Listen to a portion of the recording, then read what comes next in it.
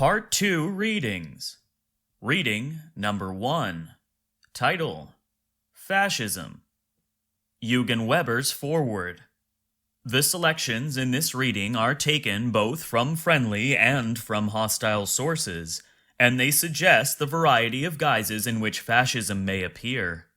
The first program of the fascist movement, which reflects its early revolutionary tone, contrasts with the highly empirical approach of Mussolini in his famous discussion of fascist doctrine.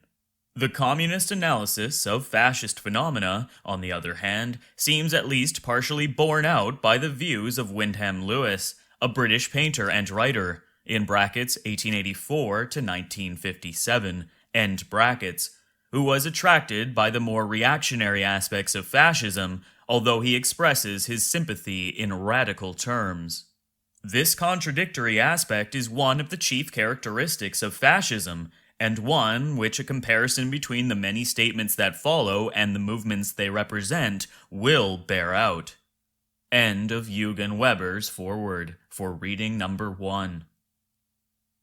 Reading 1A, entitled First Program of the Fascist Movement, March 23, 1919, asterisk, quoted in Le Fascisme en Italia, in brackets, Paris 1934, end brackets, pages 14 and 15.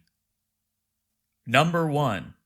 A National Constituent Assembly, Italian section of the International Constituent Assembly of Nations, which will proceed to a radical transformation of the political and economic foundations of collective life.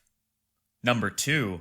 Proclamation of the Italian Republic, decentralization of executive power, autonomous administration of regions and municipalities by their own legislative bodies, sovereignty of the people exercised by means of universal, equal, and direct suffrage by all citizens of both sexes, the people keeping the right of initiative for referendum and veto.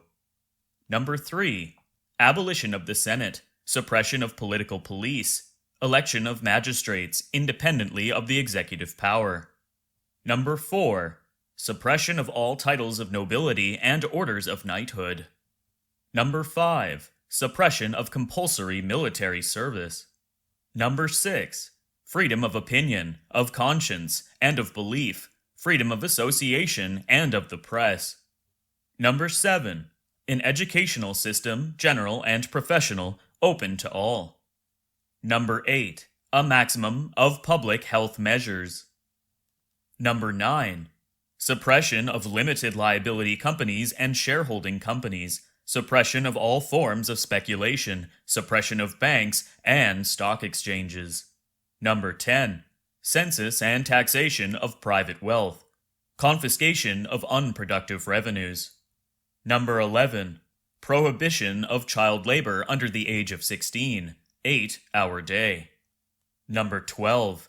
Reorganization of production according to the cooperative principle, including the workers' direct share of profits.